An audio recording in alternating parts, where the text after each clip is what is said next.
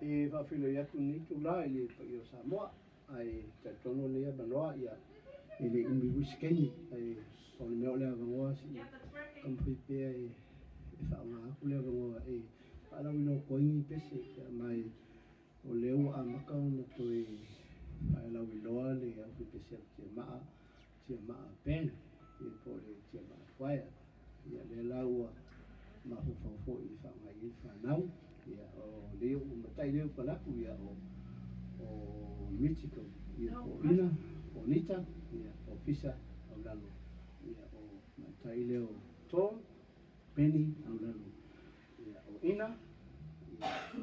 ia o na li leo pila ia ia Aulalo ia ma li leo tiuna ia le fai uma i lo last name ia ma isi fo no o le tampai pe ala no atu ma o le pesingi o le pia sosani kile tau si ai mai o le pese le no kusi tau sanga tasiva malulua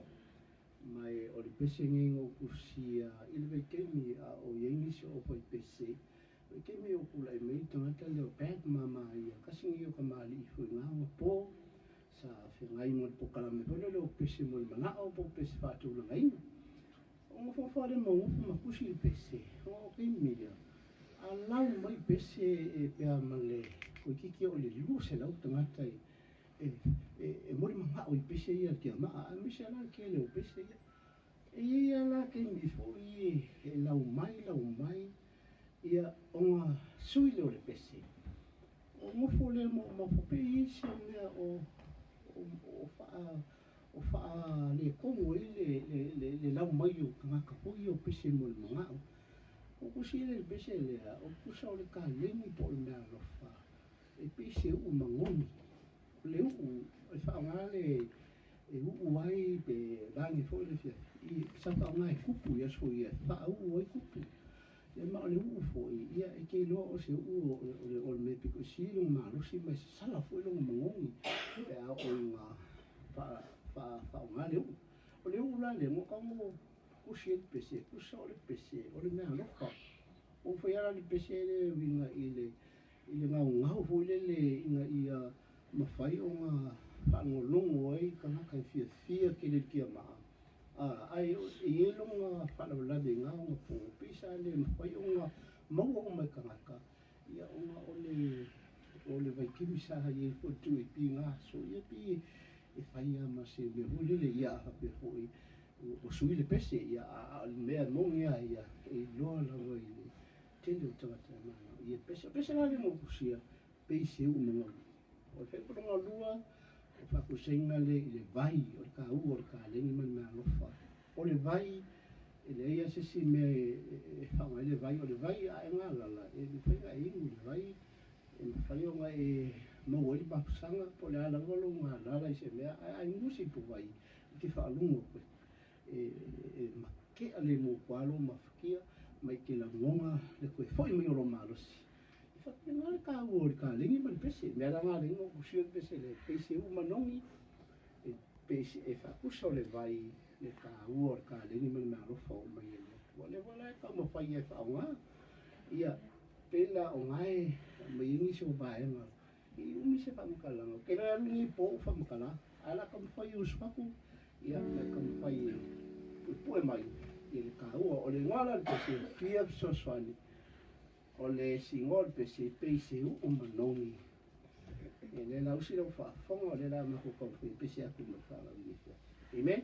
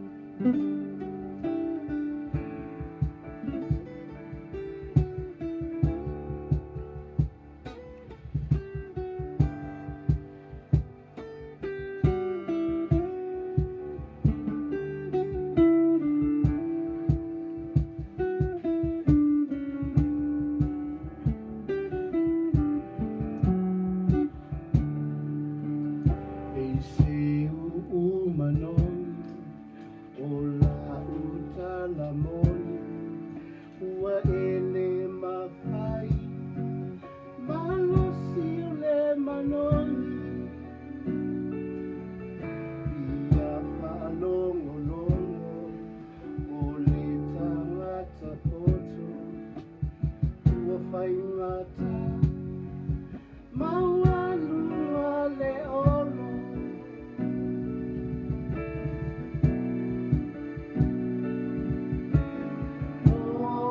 ola whaingata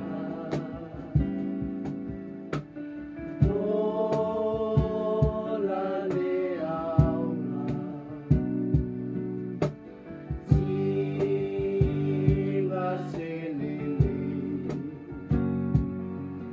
𝗧𝗪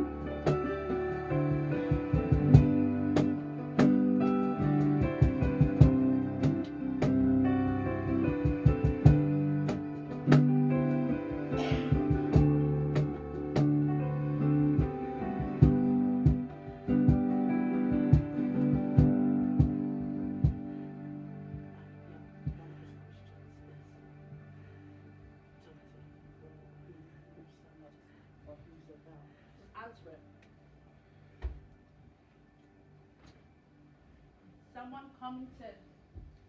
Ole Taute Aulalo.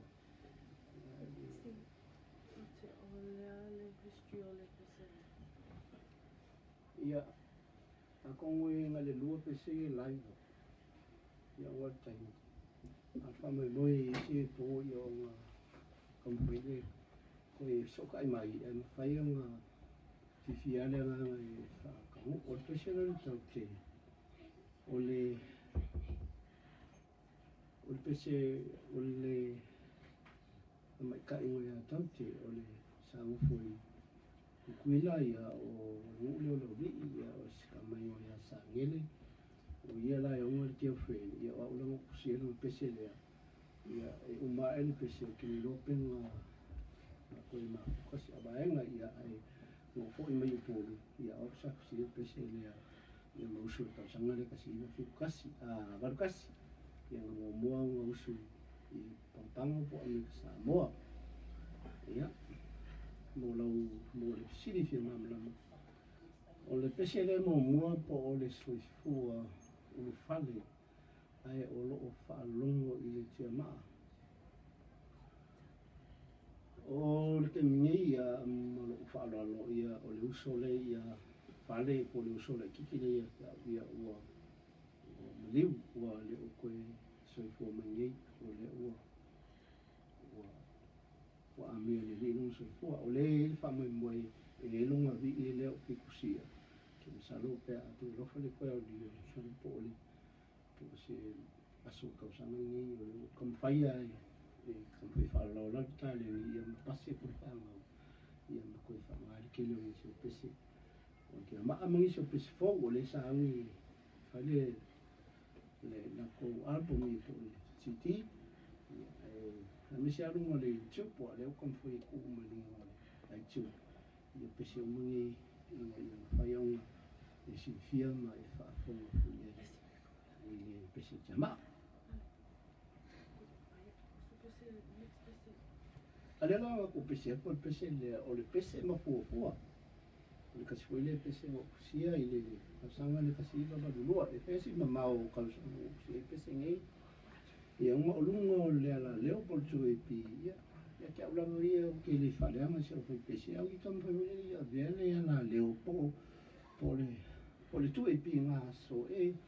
o se me ka ua e whaangai e o ka lingi manau mea no wha au ke sa uole le kamwhai pese whaleanga I sisi ia pe whaleanga I se kangaka ai o pese o kango kusi uole le ka ua ke le pese mafuafua mo le liki o vi inga le atua ia kamwhai e se pese le whikaui ma le whaafonga anga le atu ia la au soku pese le pese mafuafua o vi inga mai le atua alo se whili ia o ka ngaka e kamwhai e mai vi inga le whikaui le whaafonga anga le tatua dunga Samoa ia mena le naka kamwhai o soku pese lea Praise the Lord.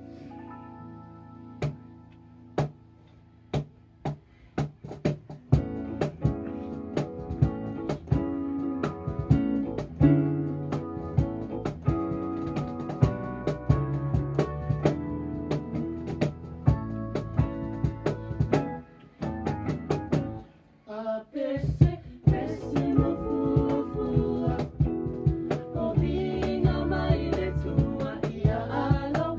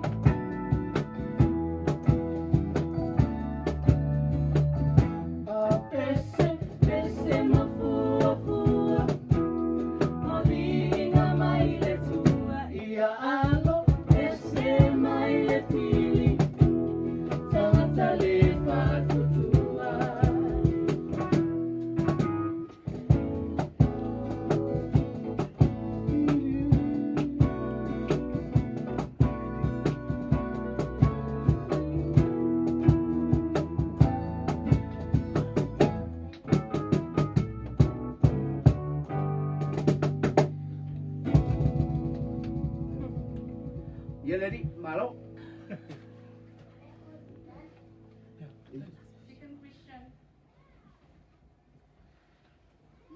Yeah, whamuranga wonderful. Yeah, so we yeah, ua kam whaila dai. Whamuriel ko Fafo Aulalo. Yeah, so c'est fini.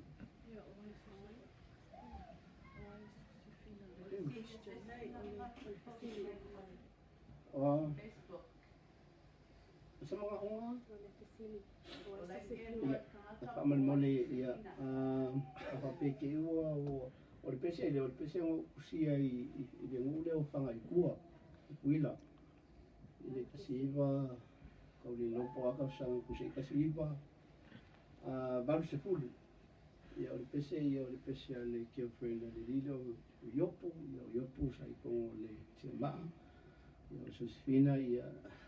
o kusia la yo maho fonga o ile iba ai ile kamaika ile o 𝗧𝗵𝗿 yo whamkala mai iopu ia lepese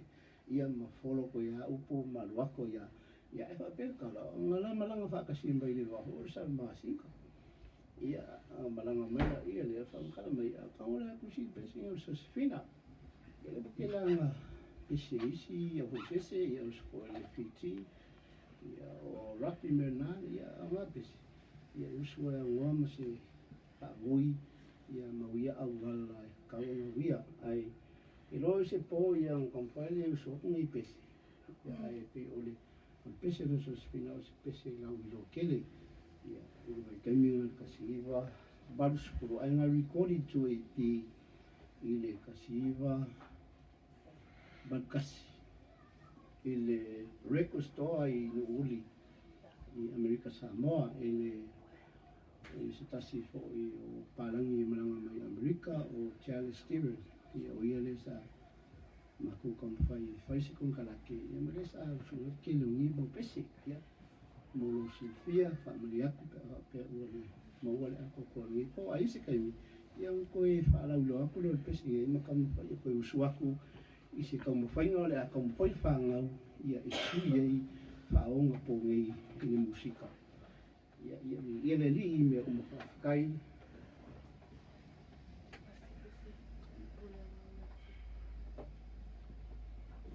ule ole tu me uma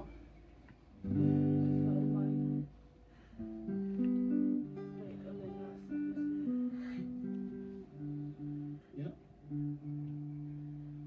am faiang kiki ko makola au kimi ia ai lango le fai mo boi foi la lo leo fai okay por el lado me se fue me dice que ya por ya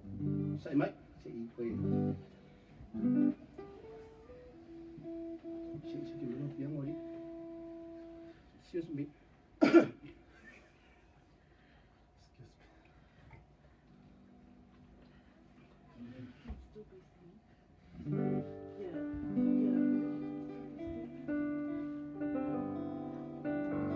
ese demo pusiei de ll𝗂𝗪 le va que no me pese pese wala wi loa po se pese mo ka no ka ke lo pulang o ni sila la ba ya o ke ni no su to no a onga ma o ke se pule a ale tu ia ile se pule le ko a ka wala me nga ka fa le ko ngoi ia lo ka ka ma o ia ngo o ka wo ma ku pe o la ua ia nga fasinga le whengainga ale li'i mai la ua ia me se o fofanga pa ia pe o mele ngā leo ngā vese le mamalo le kua mo ua o mai e leo titata ia pe kako whapengi e pe kako malai ia kai o Iesu Keristo malanga whaole kanga o rosi o manga la ama malu ka rosi o kua mlo la ia ngā rengo kusia pese lea e usi ka ia le kua I mea ai o le whaauka o le mea ngā mga umia le kanga ka poko ma le kanga ka I loa le le lama kanga ma le ia I kasi ala mea ke se loa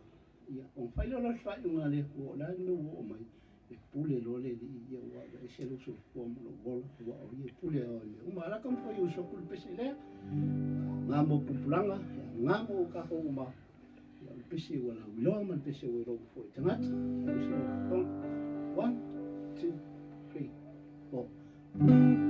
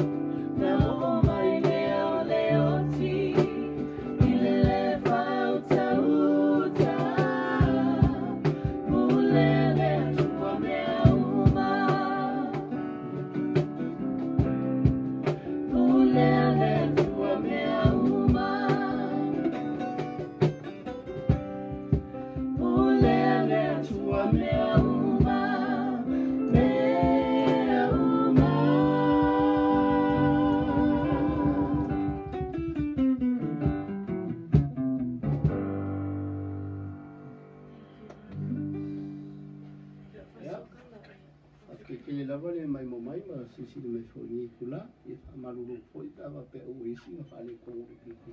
I ngole fa yesi makangi ulu ya a kum salo I wan fo ni yeso fa o pe ya la sa kom foi la ve a ko lungo po kala me fa na vi me si ko ke ma vai o le wa makanga ko I kam foi la langa le ta lengi po le ma lo fa ma koe whaongali ke le pese ke loa langa o tau ia o loo whia ke le kia maa mai whiwa so I kia maa ia te o tau ia pa maa loo loa whaskai a maa loo ia onga o loo ko whiwhiria o ngi o koe pese e a wala koe I whakunga po ni se ka mawhainga inga ia